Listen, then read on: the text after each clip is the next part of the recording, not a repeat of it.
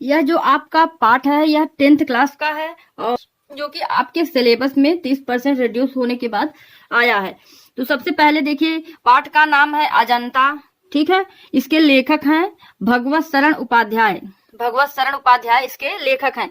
देखिए बच्चों, समय बहुत बीत गया है, तो हम लोग सारांश पढ़ेंगे, उसी के हिसाब से इसका उत्तर दिया करेंगे, ठीक है। आप लोगों के प्रश्न जो पूछे जाएंगे उनमें से आप गद्यांश को पढ़ेंगे, उसके बाद 3 उत्तर रहेंगे, आपको उन्हीं में से तीनों का उत्तर देना रहता है, ठीक है।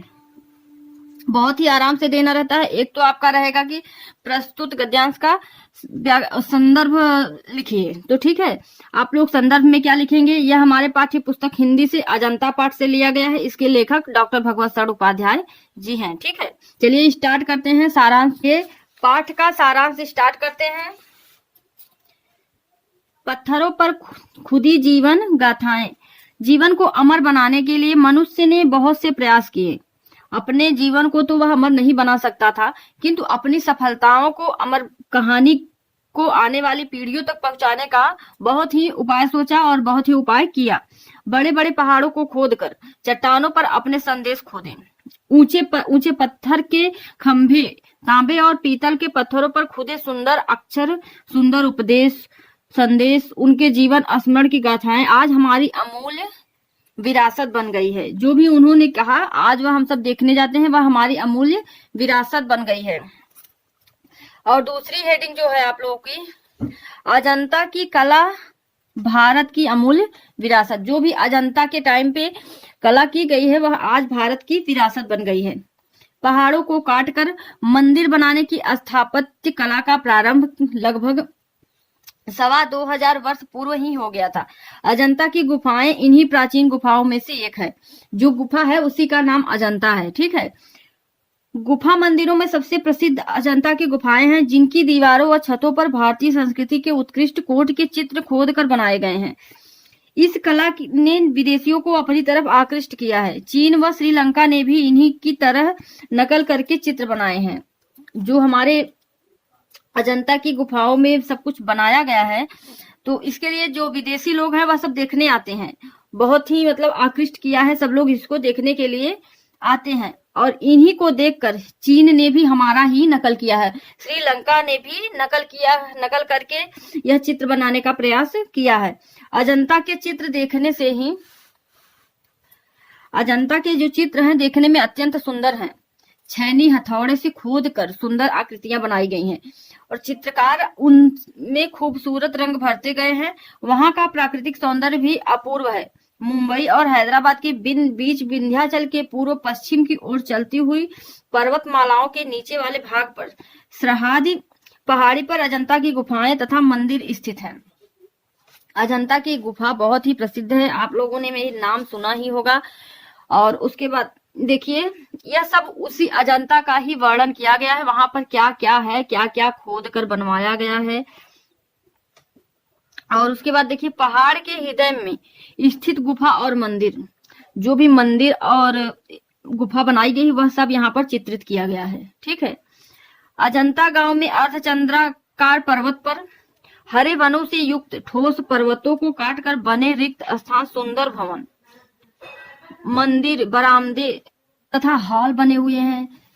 बरामदे तथा हॉल का निर्माण पूर्वजों के द्वारा करवाया गया है। खंभों एवं दीवारों पर सुंदर मूर्तियों का निर्माण किया गया है। अंदर की दीवारों व छत रगड़कर चिकनी बना दी गई है और तब उन पर सुंदर चित्रों की दुनिया बसा दी गई है। पहले उनको चिकना बनाया गया है दीवारों को, दीवारी की छत है, छत होता नहीं है, वहां पर चिकना पुट्टी उट्टी करा दी गई होगी और उन पर सुंदर चित्रों की दुनिया बसा दी गई है। और उसमें चित्रकारों द्वारा सुंदर रंग भरकर मानो उनमें प्राण फूंक दिए गए हों। माने कि ऐसे चित्र बनाए गए हैं कि आप देखेंगे तो लगेगा कि सामने ही है। तो इसीलिए लेखक कह रहा है मानो उसमें प्राण फूंक दिए गए हों। और दूसरी जो हेडिंग है उसको देखिए, अजंता की दीवारों पर खुदी कहानियां। अब यहाँ पर जो कहानियां खुदी हुई है अजंता की दीवारों पर, माने अजंता की जो गुफा है इसीलिए लोग देखने जाते हैं, वहां पर हर जगह। अब आपने इसमें देखा कि छत पर भी नहीं बचा हुआ है, छत पर भी चित्र बना दिए गए हैं, चित्रकारी कर दी गई है। तो चलिए खुदी कहानियां देखिए, कहाँ पर कहानियों का हम लोग ऐसे ही घूम लेंगे। अजंता की गुफा को इसी बुक से ही आप घूम लेंगे। इसीलिए पहले के लेखक लोग जहाँ घूमने जाते थे वो पूरा लिखते थे, ताकि जो लोग पहले, आज तो सभी लोग घूम लेते हैं लेकिन पहले लोग नहीं घूम पाते थे, तो वह कहानी पढ़ के, यानी कि जो यह निबंध कहानियां जो होती है उसको पढ़ के वह लोग महसूस कर लें उन जगहों को। तो चलिए हम लोग भी महसूस करते हैं इन कहानियों को। अजंता की दीवारों पर अनेक कहानियां चित्रित हैं, जिनमें बंदर की कहानी, हाथियों की कहानी, हिरनी की कहानी, भय, त्याग, दया और क्रूरता आदि की कहानियां हैं। वहां पर कहानियां भी लिखी गई हैं, बना बना के दीवारों पर कहानियां भी चित्रित की गई हैं। राजा और कंगले, बिलासी और भिक्षु, नर और नारी, मनुष्य और पशु, हैवान की हैवानियत और इंसान की इंसानियत, जीवन का कोई भी क्षेत्र इन चित्रों में अछूता नहीं रहा है। यानी कि जितने भी होते हैं पशु पक्षी इंसानों की जो भी होता है, ऑल टू ऑल वहां पर चित्रित किए गए हैं कहानियों के रूप में। सुनकर देखने का मन कर रहा होगा ना। चलिए कभी बड़े बन जाइएगा तो जाइएगा, देख आइएगा। और उसके बाद देखिए, गुफा की दीवारों पर बुद्ध चरित्र एवं जातक कथाएं। महात्मा बुद्ध के जीवन में जातक कथाएं आप लोगों ने, आपके 12th में है संस्कृत में, एक महात्मा बुद्ध द्वारा जातक कथा लिखा गया है, उसमें है। आप लोग 12th में जाएंगे तो देखेंगे, उसमें भी इनके बारे में अनिवार्य संस्कृत में लिखा हुआ है। तो गुफा की दीवारों पर बुद्ध चरित्र एवं जातक कथाएं जो लिखी गई हैं, महात्मा बुद्ध के जीवन से संबंधित अनेक कथाएं, उनके जन्म से लेकर निर्वाण तक की प्रमुख घटनाएं उन दीवारों पर ऐसे अंकित कर दी गई हैं, दर्शक उन्हें देखकर मंत्रमुग्ध हो जाते हैं। इस तरह से वहां पर है कि देखने के बाद एक बार आदमी खो ही जाता है। उनकी आंखें मानो वही पर अटक कर रह जाती हैं, वहां से हटना ही नहीं चाहते। जो भी उनको देखता है वह वहीं देखता ही रह जाता है, हटना ही नहीं चाहता है। इन्हीं चित्रों में बुद्ध एक हाथ में कमल लिए खड़े हैं, जिसमें उनके नेत्रों की चमक एवं लालिमा का सौंदर्य दर्शनीय है। पास ही यशोधरा भी कमल नाल पकड़कर त्रिभंगी मुद्रा में खड़ी हैं। यह चित्र अत्यंत दर्शनीय है।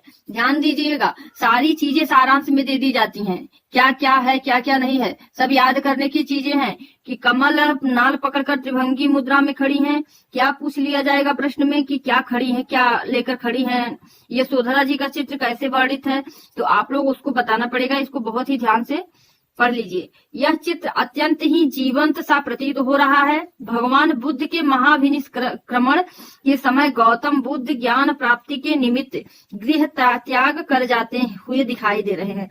गौतम बुद्ध जी जो गृह त्याग किए थे, अपने पुत्र और पत्नी को छोड़ दिए थे और गृह का त्याग कर दिए थे, संन्यास ले लिए थे, तो वह भी चित्र यहाँ पर दिखाया जा रहा है। बुद्ध की पत्नी यशोधरा एवं उनका पुत्र राहुल निद्रा की अवस्था में निमग्न हैं। वो लोग सो रहे थे, तभी वह रात्रि में घर छोड़ दिए थे। गौतम बुद्ध के महाविनिष्क्रमण का यह चित्र अत्यंत जीवंत है। इसको देखने के बाद आंखों में आंसू आ जाते हैं, जिसमें बुद्ध का अपनी पत्नी एवं पुत्र से वियोग के समय मानो हृदय धड़क रहा हो, लेकिन वे अपने हृदय की भावनाओं पर नियंत्रण पा चुके हों। लेखक एक अन्य चित्र के माध्यम से भगवान बुद्ध के भिक्षा मांगने का वर्णन करते हुए कहते हैं, अब वो घर छोड़कर चले जाते हैं और उसके बाद भिक्षा मांगने लगते हैं। उसका वर्णन किया गया है, जो भिक्षा मांग रहे हैं उसका चित्र भी बना दिया गया है। और कहते हैं कि गौतम बुद्ध के साथ उनका भाई नंद खड़ा है, जिन्हें स्वयं उनकी पत्नी द्वारा गौतम बुद्ध के पास भेजा गया था। उसने उनको वापस लेकर आने के लिए भेजा था, क्योंकि सुंदरी ने गौतम बुद्ध को बिना भिक्षा दिए वापस कर दिया था। किंतु स्थिति के विपरीत नंद बुद्ध के उपदेशों और प्रवचनों से इतने प्रभावित हुए कि स्वयं उनके साथ भिक्षु बन गए, यानी कि भिक्षा मांगने लगे। अर्थात जो अपने भाई बुद्ध को वापस लाने के लिए गए थे, वहीं पर बुद्ध की शिक्षाओं और उपदेशों से प्रभावित होकर भिक्षा मांगने लगे, यानी कि भिक्षु बन गए। वे बार बार वहां से जाते हैं, किंतु बार बार उन्हें संघ से वापस बुला लिया जाता है। दूसरी ओर एक और चित्र में यशोधरा अपने पुत्र राहुल के साथ खड़ी है। दूसरी तरफ बंदरों के गतिमान चित्र, सरोवर में जल विहार करता गजराज कमल नाग तोड़कर मछलियों को दे रहा है। उधर मोहल्ले में प्याले पर प्याले के चलते दौर और दल तोड़ती रानी का चित्र, खाने खिलाने बसने बसाने नाचने गाने चित्र हो सकते हैं वे सब अजंता की गुफाओं की दीवारों पर देखे जा सकते हैं। बुद्ध की इस जन्म की कथाओं के अलावा उनके पिछले जन्म की कथाओं का भी इसमें चित्रण है। पिछले जन्म की ये कथाएं जातक कहलाती हैं। उनकी संख्या 555 है। कितनी है? बुद्ध की जातक कथाएं 555। उनका संग्रह जातक नाम से प्रसिद्ध है, जिसका बौद्ध धर्म के अनुयायियों में बहुत ही सम्मान है। बुद्ध पिछले जन्मों में गज, बंदर, मेढ आदि रूपी में पैदा हुए थे। इनके अतिरिक्त ग्राम, नगर, महल, झोपड़ी, पलघट आदि का भी चित्रण किया गया है। जितने भी जन्म बुद्ध जी ने लिए थे उन सबका इसमें वर्णन किया गया है। अजंता की गुफाएं चित्रकला का अलौकिक नमूना है। अजंता का संसार की चित्रकलाओं में अलौकिक स्थान है। करीब 200 वर्ष पूर्व ही बननी प्रारंभ हो गई थी तथा 7वीं सदी में बनकर तैयार भी हो चुकी थी। 7वीं सदी में बनकर तैयार भी हो चुकी थी।